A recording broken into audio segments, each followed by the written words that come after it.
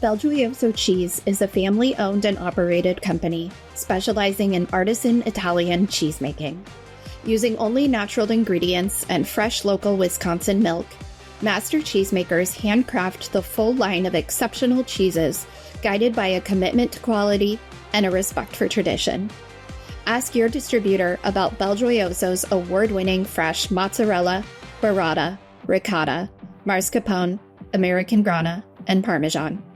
At BelGioioso, every cheese is a specialty. What's up, everybody? Welcome to another episode of Extra Serving, a podcast from Nation's Restaurant News. I'm Sam Oches, editor-in-chief of NRN, joined by my esteemed colleague, executive editor, Alicia Kelso. Alicia, happy Friday. We're recording on Friday. That's Hallelujah. right. Yep. Let's do it. Big weekend ahead. I'm headed to the Texas Restaurant Association show in Houston. This will be my third TRA show, and it's always a good time. They know how to do it down there. So They sure do. Texas Restaurant Association really, obviously, it's the second biggest, obviously behind California. But I think truly the most active, certainly from our perspective, in the amount of attention we have from them, the amount they're really active out there in the industry.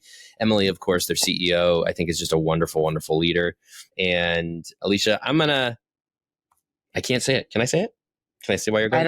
I'll hold it for next week. I'm going to hold it for next week. That's fine. I don't know I don't want to blow everybody just stay tuned, because next week we're going to have a very fun announcement related to the thing Alicia's going to, and I'll leave it at that. Alicia, I have to say I'm a little bummed. It's raining, and in a couple of hours, I'm supposed to drive to my hometown to headline a festival with my band. And I've been told, I wish it was Bananarchy. Come on, let's go. Let's get the band back together. No, alas, it is the 80s cover band, Nakatoni Danza. You can find us on social media. I don't know. I don't do marketing for the band. But I was told there is a chance this show will be canceled because of rain. And I'm super bummed about that. So I don't know. Maybe I'll find a restaurant to hole up in instead and go that route. Anyway, let's talk about restaurants, shall we? I want to first, I got to plug this again because it's such a big deal. We've got to talk quickly about Create. Create, our annual event, a 5th edition this year, coming up in October 15th through 17th in Nashville. And I mentioned this last week, but it bears repeating because we've officially announced this week. Our keynoter is none other than Kevin Bacon himself, the man in the flesh, alongside his brother, Michael Bacon, who are a part of the Bacon Brothers. And I love this for a couple of reasons, Alicia. One of them is that it's Nashville.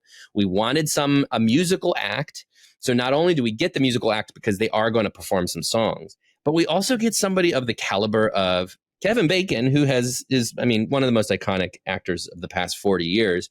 We're going to sit down with him and his brother Michael to talk about how they've been able to maintain high performance and the creative spark over the course of decades, which is going to be relevant to everybody at Create. We called it Create, folks, because the people who are in the audience tend to be, entrepreneurial and more creative in how they run their business, simply because they are wearing lots of hats. They're founders and leaders of small chains. And anyway, point being is that it's going to be a killer session. Last thing I also want to say about Create that everybody needs to know, we have our 3rd annual investment summit as part of Create. So the investment summit kicks Create off on the first day, October 15th, have a couple hours worth of educational sessions, including a keynote from Brett Schulman, CEO of Kava. I'm going to sit down and chat with him. That's going to be lots of fun. And then I think my favorite part of the investment summit that's going to be relevant to all of you who are listening is we are holding our Brands in the Hot Seat session, which is we put the investors in a room, and then one by one, we let the emerging brand leaders go in and pitch their brands to the investors. Now, we tried a version of this last year, but the version we tried last year, they pitched in front of their peers too. And it went well, but I think the feedback we got was like, it's a little weird to pitch your brand with other brand leaders watching. So this year, we're letting you do it behind closed doors, just you and a room full of investors, and you can pitch your brand. We're expecting about 20 investors in the room, from private equity to venture capital to family office. I always do that. I always call it home office because I work in a home office. It's family office. Family office. Point being, if you are looking for capital to grow your business, and you want to pitch to a room full of investors, you have an opportunity to do that at Create. So 2 things you should go do. First, go register for Create, create.nrn.com. Second, if you want to pitch to the investors, email me, sam.oches@informa.com, or reach out on LinkedIn and tell me you want to participate. We have about 10 slots left. So do this soon because I expect those to go quickly. Okay, that is the pitch. Let's now talk headlines, Alicia. We're going to start with your favorite, your hometown brand. I'm not supposed to have favorites, and it's no longer my hometown brand. Too soon. The hometown bias was real. And I can still see a KFC bucket over your shoulder. That's right. Oh, KFC in the news because they are trying to make a comeback, as we've talked about for a while. They've been in need of one. Not a lot working for them to date, but they've got a new campaign now with an angry Colonel. It's like they're on the ropes. They need a comeback. Colonel's angry. They're ready to fight. And they're asking their fans to help them with it. Alicia, what does that look like? Sam, I love this idea. I do have some partiality to KFC. I live in Louisville. And I have a lot of friends that work for the brand or have in the past. And everything about this brand to me, where I live, where I'm sitting, is iconic. I am not alone. But if you look at the trajectory of this brand in recent years, it has been disappointing. There's no other way around it. Now, they did well leading up to the pandemic with that rotating Colonel campaign that resonated. And then during the pandemic, they were pretty gangbusters because families were hunkered down at home, ordering buckets of chicken. We knew comfort food had a huge, impact during the pandemic. KFC was sitting in a sweet spot. But since then, I think it's second quarter 2023 when they had their last positive quarter. And last year they were down over 5%, where the entire chicken category was up on average by about 14%. And further, they are clearly eroding market share, ceding market share to not only Chick-fil-A and Popeyes, but last year they were leapfrogged by a much younger and much smaller Raising Cane's. And so we have talked about chicken and consumer demand for chicken and up and coming emerging brands in chicken, and how McDonald's and Taco Bell and Wendy's are focusing on chicken. KFC should be a major part of that conversation. It used to be the largest chicken chain. It used to be the biggest chain, period, in the U.S. Long time ago. It used to be the biggest chicken chain in the country. And if you look at the data, they're about 33% smaller than they were 20 years ago, according to Technomic data. They're that unit counts. So they had over 5,500 locations in 2024, and now they're about 3,600. So think about how many. That they're just much smaller.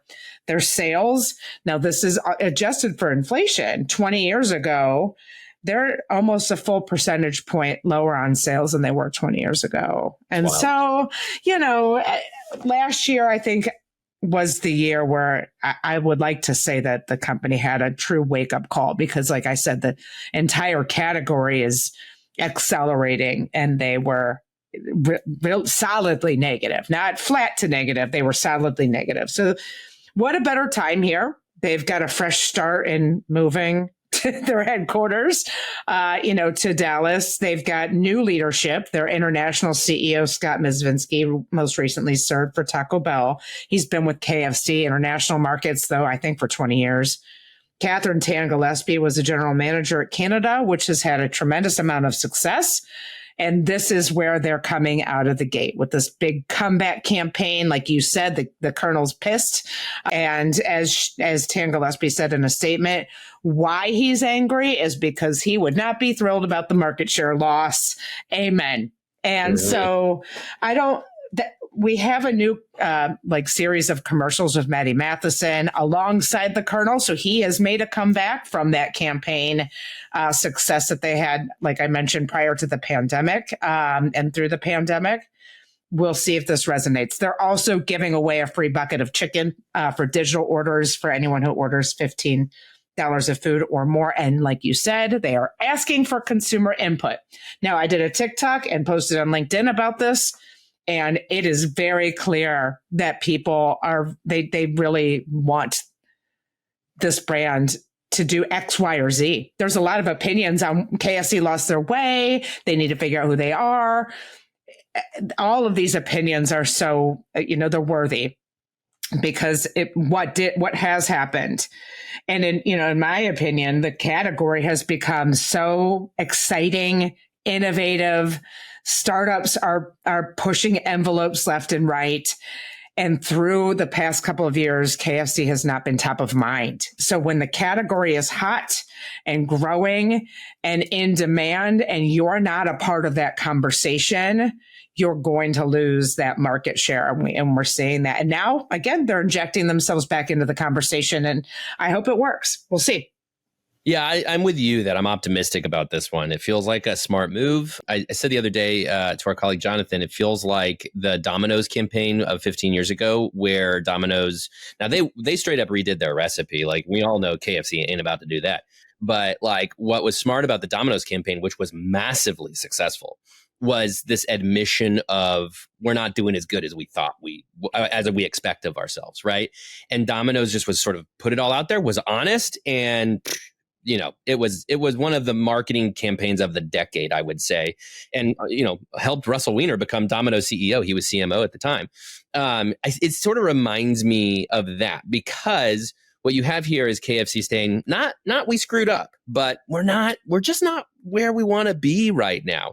And so I think having a pissed off Colonel kind of makes sense. And there's a part of me that's like, okay, is this pushing into like manosphere stuff? I don't know. Like, is it tapping into Angry Man stuff? Maybe, but honestly, like, maybe that's a smart move for them. Like, the chicken category, as we've talked about this a lot with KFC, the chicken category is really exciting. The problem for KFC is that so much of that excitement is among these younger startup brands, which I think especially younger consumers are discovering and getting excited about, and have a much younger vibe on social media and in their marketing. KFC is an iconic brand. It's been around forever, and it just doesn't maybe resonate as much with that younger crowd. So perhaps having the mad Colonel and having that, this sort of fighting mentality, maybe that says at least to the younger people, like, hey, we're not letting go. We're not going to give up without a fight. Now, one thing I have to say, I was really disappointed with is that, because when I heard about Matty Matheson being a part of this, I said, he'd be a great Colonel. I mean, he's got the mustache and he's goofy, and that would be so good. And I watched a commercial. I'm like, first off, Matty Matheson is hardly in this commercial. And second off, why isn't he the Colonel? Because do you remember, Alicia, 5 years ago? No, gosh, 10 years ago, I guess by now, were all these celebrities dressed up as the Colonel? Arguably the last great KFC campaign, led by none other than Kevin Hochman, currently CEO of Chili's. That was so fun to watch these celebrities dress up as the Colonel and say to yourself, who's going to be next? Who are they going to get to do the Colonel? And I really thought Matty Matheson was going to be the Colonel. And I thought that was a miss, but there's a reason I'm not a CMO at a restaurant brand. So yes, I think, look, we're rooting for KFC. This is an iconic American institution. And I respect that, like, at the end of the day, they always bring it back to those 11 herbs and spices, right? Yeah, they're not trying to drastically overhaul things, which again was what Domino's did 15 years ago.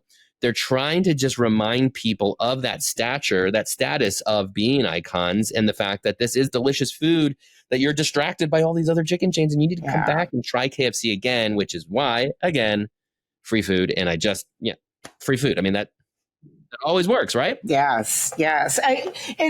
Fourth quarter or first quarter, there was a little bit of needle movement. KFC has worked in earnest to catch up on the portables. They had their sandwich in, I think, late 2021. They have snack wraps well before McDonald's, a new crispy, strip like everybody's doing. They've got this saucy concept that they're testing and learning. And I've been to Saucy and I liked it. And, so it seems like the pieces are being built. It seems like they're building sort of what this comeback is going to look like. And ideally they will integrate some of that saucy learning, some of those saucy learnings into KFC, because it's clear that's what the consumer wants. That's what I think is interesting, that they are anchoring this comeback on a free bucket of chicken, because that seems, that's obviously their signature. But, bone-in consumption has been on the decline for quite some time now. So again, I hope the momentum continues. You hope the momentum continues, and I'm not mad at them anymore for moving. So, wow, that's all it took. Actually, I still am. It's going to take a while. That's kind of smart for a little while. All right. Speaking of McDonald's, let's talk about them, because it was this past week. Well, I guess about a week ago now, launch day for the snack wrap. We knew this was coming for months. McDonald's earlier this year announced that the snack wrap would return after roughly 10 years or so off the menu. Great timing, because, you look around the industry, as we said, lots of chicken chains coming up, really taking market share from the big guys, but even non-chicken chains recognizing the power in having chicken products, and especially chicken wraps. So McDonald's says, hey, we used to have a snack wrap. Let's put that back on the menu. And it was a big deal. I mentioned on this podcast, but my own sister, who doesn't follow the industry that closely, but she texts me and she's like, hey, I heard that McDonald's is putting the snack wrap back on. When is that happening? And it's, when I know my family starts asking me questions, I know that it's really mainstream. So it happened. It's on the menu. You said last week, Alicia, that you tried it. I finally tried eat one of each yesterday. But the important reason we're bringing it up now is because we do have some data from Placer AI that shows that at least launch day itself was quite effective. 15% spike in traffic the day of the launch. There's some reports that some restaurants were selling out. So, Alicia, safe to say, successful launch. Successful launch, yeah. And, launch day was double digit. The day after was double digit. And 2 days after was double digit. So, that's about as much data as we have thus far. You obviously always go to Reddit or Twitter, or, to find out the anecdotal information. There's a couple of McDonald's franchisees who are pretty prolific on social media. The senior manager of marketing is prolific on social media, and he was providing input on how successful this was. One franchisee said he had to add an extra delivery day for his groceries. So he normally gets 2 delivery days a week, and he had to add a third.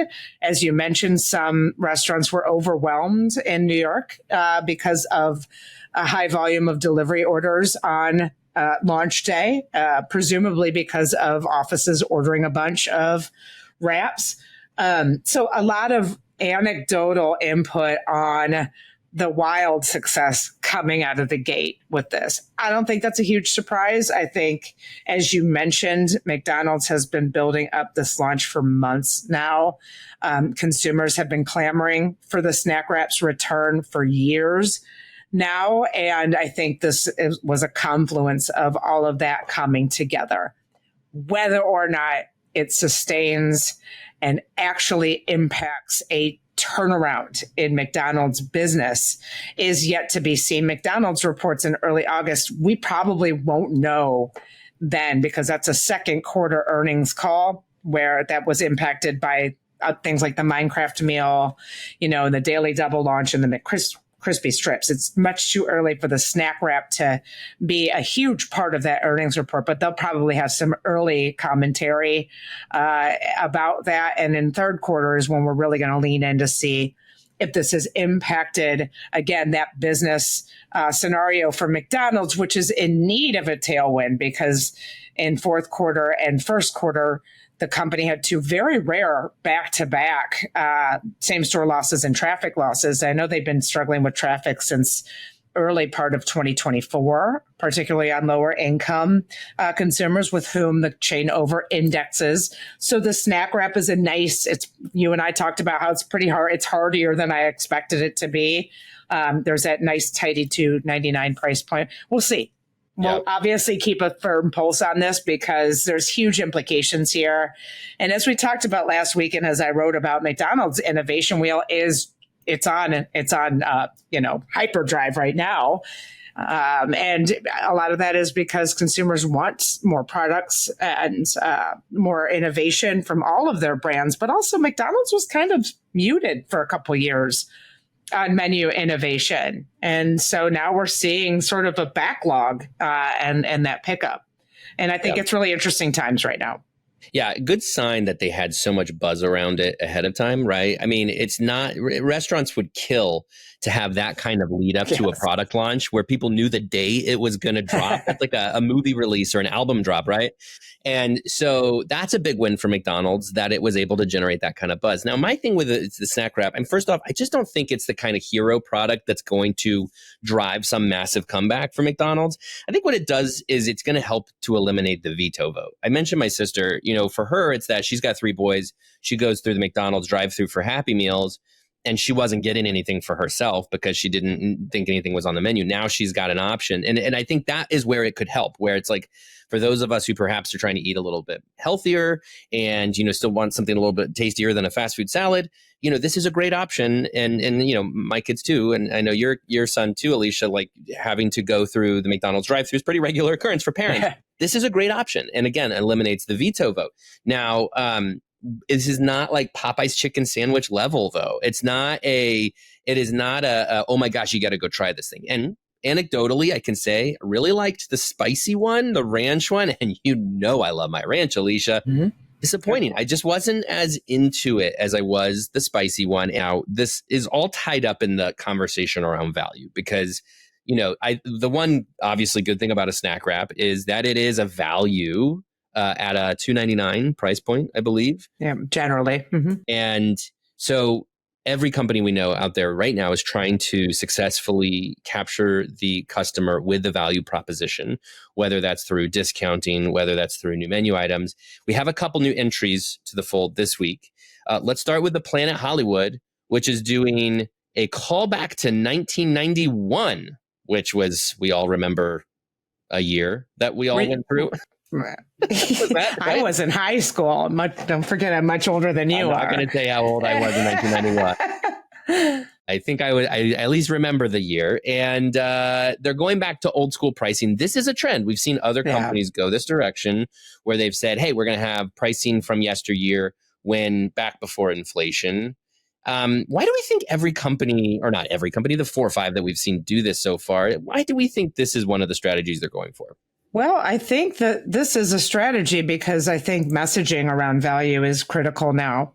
We talked about it. There's so much noise. There's so much value noise because every company in every segment has had to try and compete on this value notion. We always talk about how McDonald's goes, so goes the industry. So when McDonald's came out with that $5 meal deal last June, then everybody jumped into the pool. And so if you're doing it in a smart way, when you and I, we have to post this stuff on social media. And one of the biggest things that always comes back on my posts, regardless of what the news is, too expensive. It has gotten too expensive. Fast food has gotten too expensive. And I can say that, objectively. And prices are up 30%-ish since 2019. And when you see that there's more parity in pricing between QSR and fast casual, and to a degree, casual, this is why Chili's has had such success because they're going after those high prices. So when you throw it back to 1991, that sounds really nice. I remember 1991, I was paying 79 cents for a taco, $1 for a Big Mac or whatever. It just is a nice, tidy message to send in an environment in which people are very price fatigued. So it's a marketing thing and it's smart. Yeah. My only hesitation with this strategy is it could also, blow back on them, to remember, this is a temporary thing and we actually have 2025 prices, which are really high. It's like the genie's out of the bottle on prices. Exactly. And that's always the issue with discounting. We saw during the Great Recession when everybody was running to the discounting angle and they got too deep into it where it's hard to pull back. But also to me, the harkening back to the old, the prices of yesteryear, to me is like an admission of guilt on part of some of these restaurants who are saying, hey, we raised our prices, but don't you remember how good it used to be? You know, so sometimes I think that could blow back. Now, a couple other value offerings from this week that we got to touch on. Wendy's is offering free fries. So there we go. Free food. Everybody loves free food. And Taco Bell testing a new value menu. Let's talk about that. What do we think? You're giving me a deep sigh and no. Taco Bell is they were running circles around their peers in Q1 with 9% same store sales growth, and a lot of that is because they have such a strong value proposition. So now they're lowering this and testing this new Luxe Value Menu with even premium products for $3 or less. It is only in one market test right now in Indianapolis, not far from you and I. But I don't want to get too far ahead here. We'll see if this rolls out even further, but that's a strong salvo to fire that $3 price point for a really diverse menu of both new, exciting new products and some of the signature products they have. We'll see. We'll cover that. But again, Taco Bell's success comes largely from its value proposition, coupled dexterously with its continuous innovation, aggressive innovation. And this $3 Luxe Value test is a great combination and a great example of both of those things happening. It's really interesting because of any brand out there that needs help, Taco Bell, not one of them Taco Bell doing quite well. They're made for this moment. Value is their wheelhouse.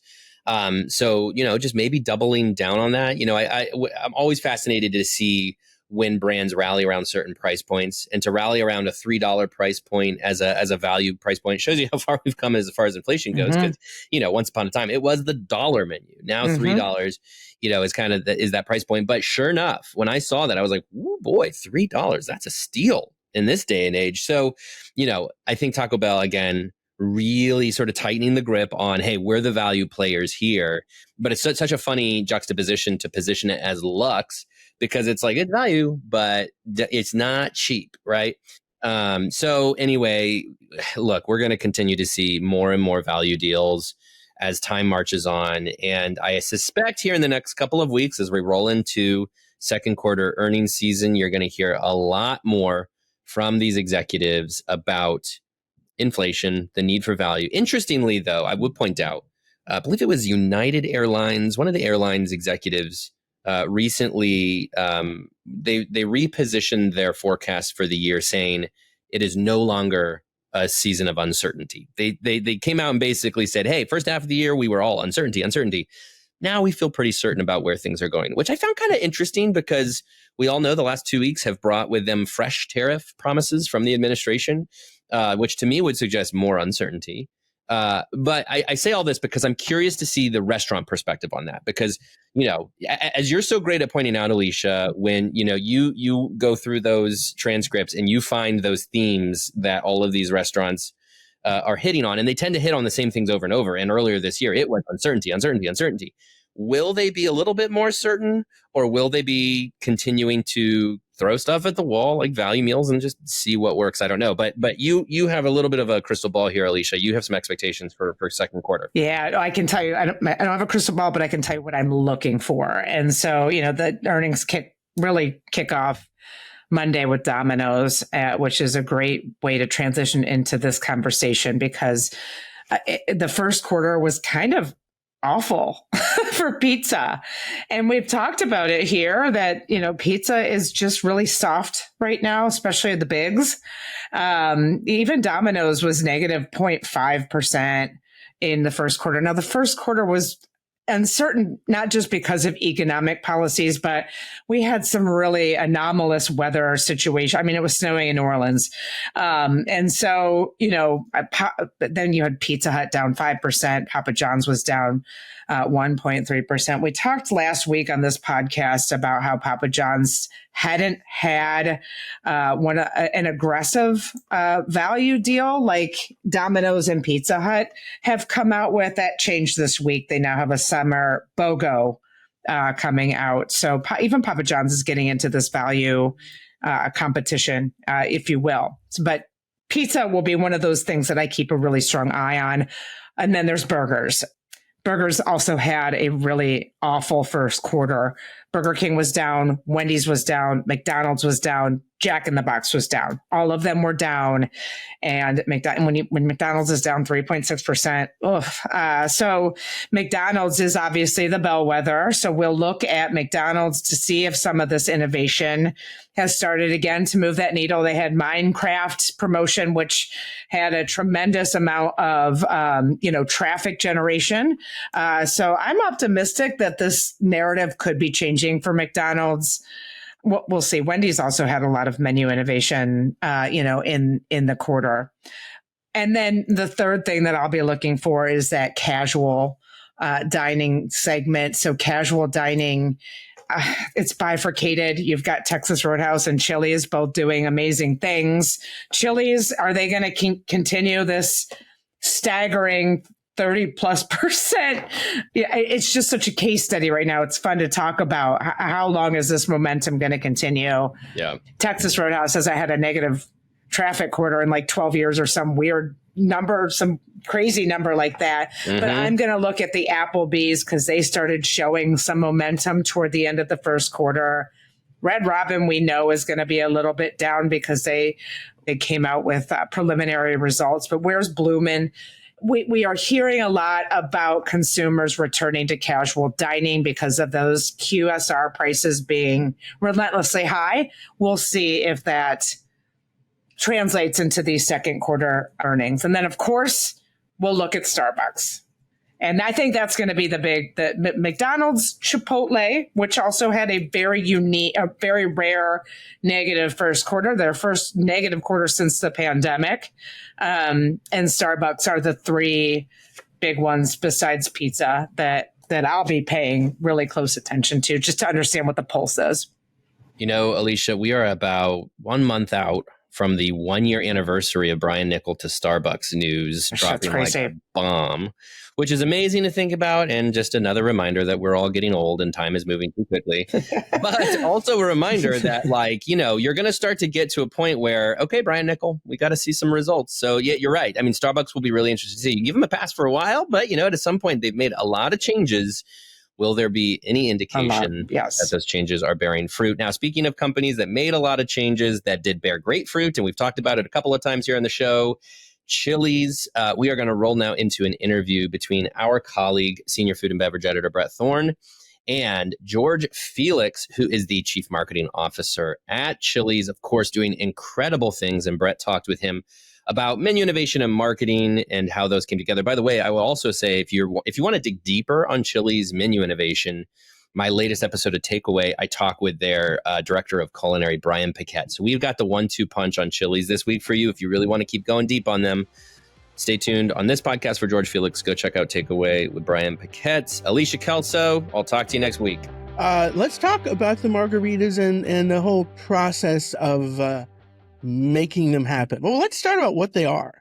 Why don't you talk us through the margaritas? Yeah, so we're really excited. We just launched brand new our lineup of Patron frozen margaritas, which we believe are the best frozen margaritas in the industry.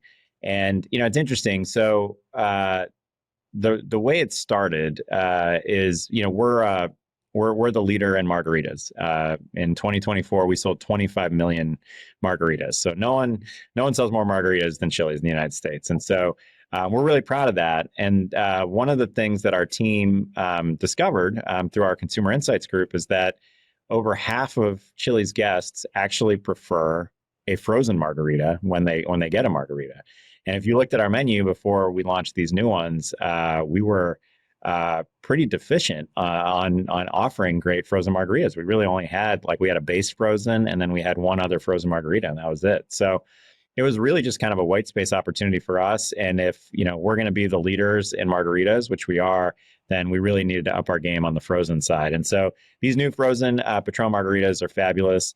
There's our base frozen Patron, which is $10, and it's absolutely delicious. And the best thing is everything else we do on frozen is built off of that Patron frozen margarita base. So you can swirl in different flavors like mango and strawberry or watermelon for an extra dollar. And then we also launched 2 kind of signature frozen drinks to go with this that, again, are built off of that Patron frozen margarita base. One is called the Flamingo Freeze, which adds in Tito's vodka along with Owen's Prickly Pear. Owen's is a great partner of ours to give you a really delicious pink frozen drink. And then there's also the Arctic Drift, which is a blue drink, which we know everyone loves blue drinks, that has Malibu rum. So a little bit more of a beachy flavor to that one. So those are that's the lineup, and that's kind of how we got to the place where we were launching these. And those 2 signature cocktails are $12, right? They're $12. Yeah.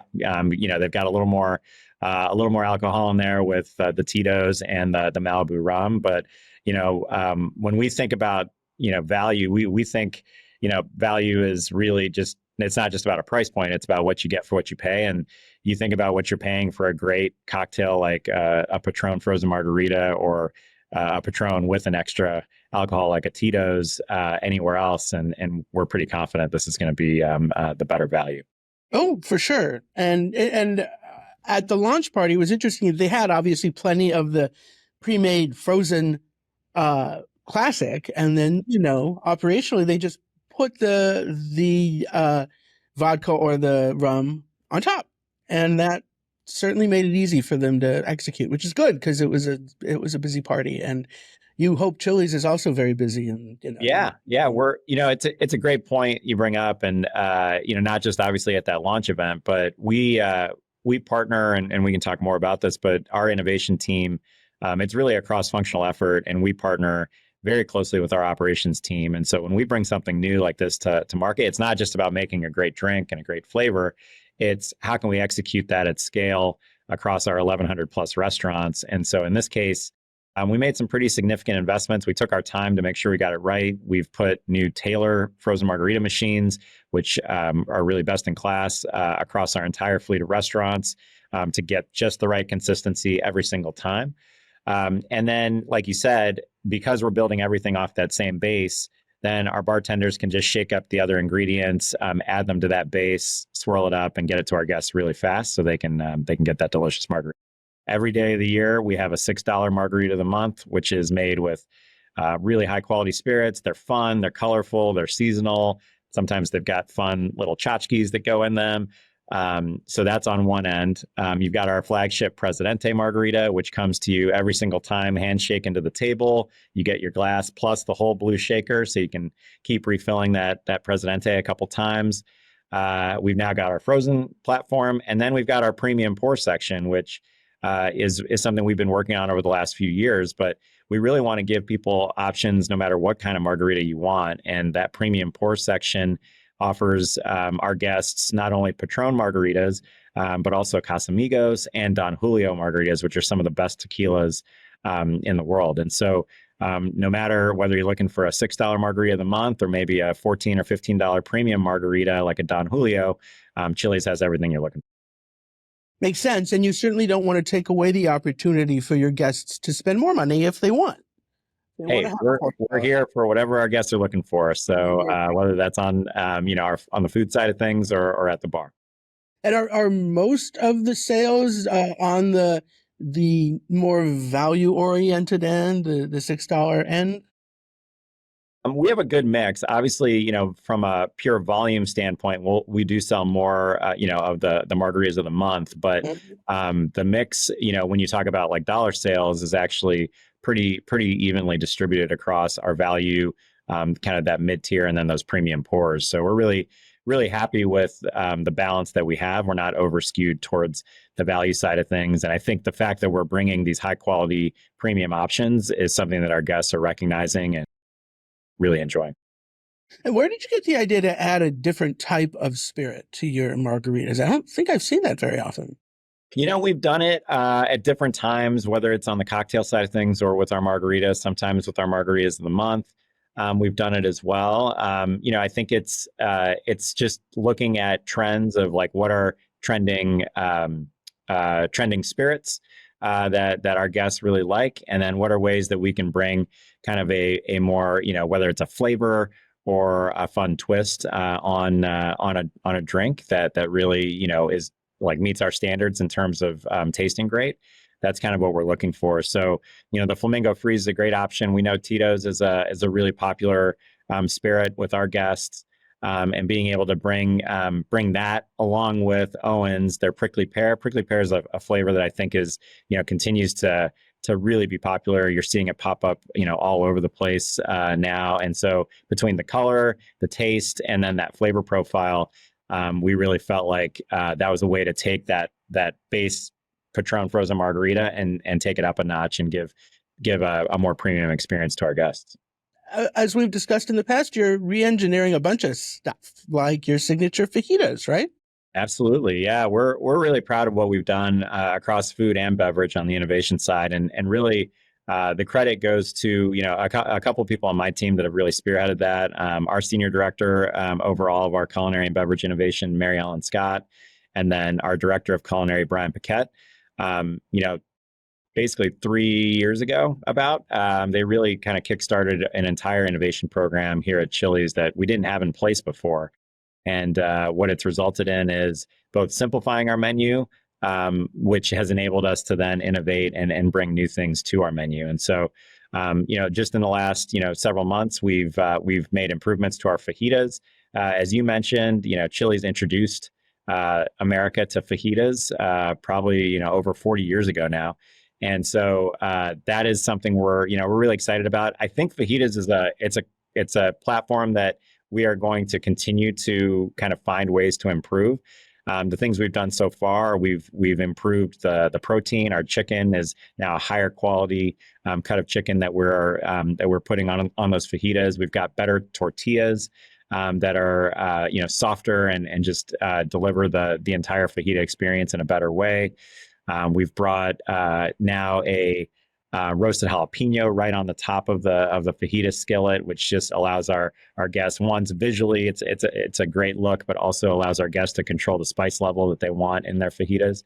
And so we've got some other things coming with some new skillets and things like that are going to help that sizzle when that sizzling tray of fajitas that goes across the Chili's is such a core part of our experience. So we're really excited about what we've got going on at fajitas. We're going to be introducing dippables, which is, we know people love dipping, things in sauces at Chili's by the triple dipper. And there's going to be great things that they're going to be able to do with that, with our fajita platform as well. So lots of fun things to come there. But other things we've been working on are, our ribs. We've got a whole brand new ribs recipe with bigger, juicier ribs. So our baby back ribs, which is a signature item for us, have just gotten better. And so we're getting back to serving them in half racks and full racks, so our guests get more ribs, which with each plate. But we've also improved the way that we're preparing those. We smoke all our ribs in our kitchens every single day. That's about a 3-hour process that we use oak wood on that smoking. And then we invested in a new piece of equipment across all of our restaurants called the Turbo Chef, which is enabling us then to finish the ribs and get that really nice kind of caramelized crust on the top, which gives you the crust on the top, but a really juicy rib on the inside. And so those have just kind of hit our menu in the last few weeks. And so we're really excited to see how our guests like the new baby back ribs. It's interesting. And I think smart that you guys chose specifically, explicitly to be like, hey, McDonald's does this, and here's the thing we do better. Because you guys are doing great, but no brand has the identity that McDonald's does. I assume that was sort of an intentional thing to sort of kind of leverage McDonald's own reputation and say, we can do it better. I mean, the whole thing started really on social media. And so our social media team really started noticing that there was a big uproar, and this would have been, probably 18 months ago, from just people online just really kind of upset with the rising cost of fast food. And they were kind of outraged, and they were posting pictures and videos from the drive-thru, holding up receipts and saying, how in the world did I spend this much money in a drive-thru? And so as you start as we started to unpack that and look at the consumer reaction, it was really clear that really just most people had felt like fast food just completely broke the promise that they'd made on being the best value and being the most affordable option. And so as you look at how much fast food prices have risen, the cost of fast food has brought it into the conversation with a casual diner like Chili's. And so when you start to then compare, you're paying about the same amount of money, but you're getting a full sit down experience with higher quality food, more abundant food, service, bottomless drinks, bottomless chips and salsa. All of that starts to really like give a really good frame of reference for us to show how great the value of Chili's is going against something that is a very well-known quantity and something that's already kind of top of mind to customers all over the country that are frustrated by the rising cost of fast food. The quick service chains aren't trying to gouge their customers, things cost what they cost. So like, how do you guys manage to keep costs in line and still offer good prices? Well, it kind of comes back to what we were talking about on the margarita side of things. It's a barbell strategy, right? And so we want to have something for really whatever our guests are looking for. And so, yes, we want to have a great value at an opening price point like $10.99, which we can still make money on. And it's a half-pound burger, fries, bottomless chips and salsa, and bottomless drink. But there's other tiers of the three for me, which are great values also. We have a $12.99 tier, a $14.99 tier, and a $16.99 tier. And those are all great values for what you can get in those. And in fact, when you look at the entire mix of our three for me, more than half of it is actually transacting at those higher price tiers. BelGioioso Cheese is a family-owned and operated company specializing in artisan Italian cheesemaking. Using only natural ingredients and fresh local Wisconsin milk, master cheesemakers handcraft the full line of exceptional cheeses, guided by a commitment to quality and a respect for tradition. Ask your distributor about BelGioioso's award-winning fresh mozzarella, burrata, ricotta, mascarpone, American Grana, and Parmesan. At BelGioioso, every cheese is a specialty.